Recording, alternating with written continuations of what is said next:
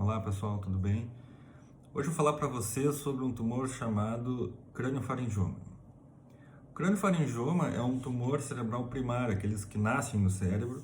É um tumor bastante raro, em torno de dois pacientes a cada 1 milhão de pessoas vão ter esse tipo de tumor, e que corresponde a mais ou menos de 2 a 3% de todos os tumores cerebrais. Ele é um tumor benigno na sua essência celular, mas ele tem um comportamento local um pouco mais agressivo. Em que sentido? Esse é um tumor muito aderido a estruturas complexas e muito importantes do cérebro, que nós vamos falar depois. Tipicamente essas lesões elas se originam na região da hipófise, da haste hipofisária, do hipotálamo. Lesões maiores podem invadir o ventrículo, o terceiro ventrículo cerebral também. Eles são lesões que crescem lentamente e às vezes, quando se faz diagnóstico, a lesão já tem um tamanho bastante considerável.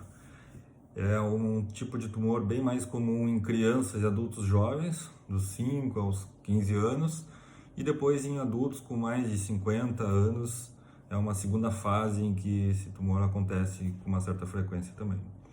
Os sintomas variam um pouco do tamanho da lesão. Então, dor de cabeça pode acontecer.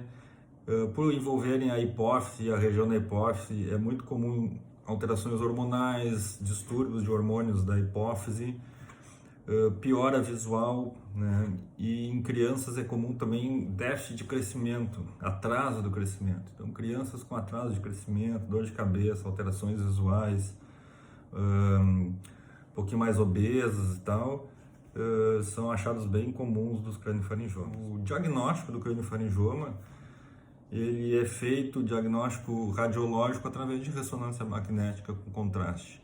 Além disso, a investigação envolve uma investigação visual, campo de visão, avaliação oftalmológica e também investigação hormonal com endocrinologista. Muitos pacientes vão ter distúrbios prévios já, que vão precisar ser corrigidos eventualmente até antes de se iniciar o tratamento. Existe basicamente dois tipos de craniofaringiomas, que são os adanantinomatosos e os papilares. Os adanantinomatosos, eles são mais comuns em crianças, enquanto que os craniofaringiomas tipo papilar é bem mais comum em adulto, quase que exclusivamente de adulto.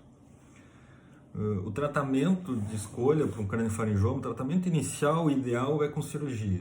A gente tenta fazer a cirurgia a maior possível, com a maior ressecção possível da lesão, com o objetivo de se descobrir qual o subtipo de tumor, para se descomprimir o nervo óptico, descomprimir todo o quiasma óptico, o hipotálamo, o terceiro ventrículo, eventualmente já tratar uma hidrocefalia que possa estar acontecendo, descomprimir a hipófise. É uma cirurgia bastante complexa e é muito comum não conseguir se tirar toda a lesão. Se a lesão for muito grande, é mais provável que não se consiga tirar toda a lesão, porque, como eu comentei, são tumores muito aderidos aos nervos, ao hipotálamo, a artérias de tamanho milimétrico, com 1 milímetro, menos de 1 milímetro, 1 milímetro e pouco, que são todas elas direcionadas a estruturas nobres, como, por exemplo, o tronco cerebral. Então, lesão dessas artérias ou lesão do hipotálamo são lesões devastadoras. Os pacientes eles ficam com um risco muito grande de desenvolver uma sequela muito grave, muito permanente, de difícil manejo ao longo dos próximos anos. Então, é uma cirurgia complexa em que a gente tenta ressecar o máximo possível da lesão, mas preservando também todas essas funções que são muito, muito importantes. Então, o primeiro passo para esse tratamento, de preferência, é a maior cirurgia possível. Eventualmente, alguns pacientes vão precisar de mais de uma cirurgia. A gente faz uma cirurgia, resseca o máximo possível por uma abordagem, você espera um tempo, se recupera, fica bem, daí se aborda por outra direção, o resto do tumor, lesões maiores, né? E se faz mais de uma cirurgia e tal. É muito comum ao longo dos anos os pacientes precisarem de mais de uma cirurgia também.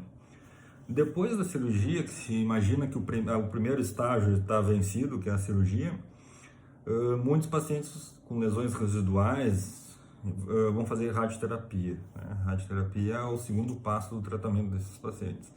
Aqueles casos em que são lesões pequenas, a gente consegue até eventualmente ressecar toda, que infelizmente não é a maioria dos casos, a radioterapia pode até eventualmente aguardar um pouco, né? Mas em algum momento do tratamento a radioterapia vai estar presente. A quimioterapia, ela não é um consenso assim bem definido sobre o tratamento quimioterápico dos craniofaringiomas. Dá para se colocar remédio dentro do tumor através de um catéter e também quando o paciente o tumor tem um cisto, dá para a gente usar esse catéter para drenar o cisto e botar a medicação lá dentro direto. É questionável, não é o tratamento de escolha na maioria dos casos. O subtipo papilar, existem mutações no subtipo papilar em que algumas medicações mais modernas parecem agir muito bem, e o tumor responde de uma maneira muito interessante. Então pode ser uma via de tratamento, uma maneira de tratar os subtipos papilares depois de uma cirurgia, eventualmente radioterapia, se usando algumas medicações mais específicas. Esses pacientes, eles têm uma chance grande de desenvolver algumas complicações do tratamento da doença, como distúrbios hormonais permanentes, diabetes insípidos, alterações visuais e precisarem eventualmente ficar tomando remédio hormonal para sempre, né? Então, são casos complexos, difícil manejo, que precisam ser tratados por pessoas e equipes experientes e que é sempre individualizado. Não tem como generalizar o tratamento para essas lesões tão difíceis. Sempre que tiver uma suspeita de craniofaringioma, um diagnóstico de craniofaringioma, procure alguém que esteja acostumado a tratar esse tipo de problema.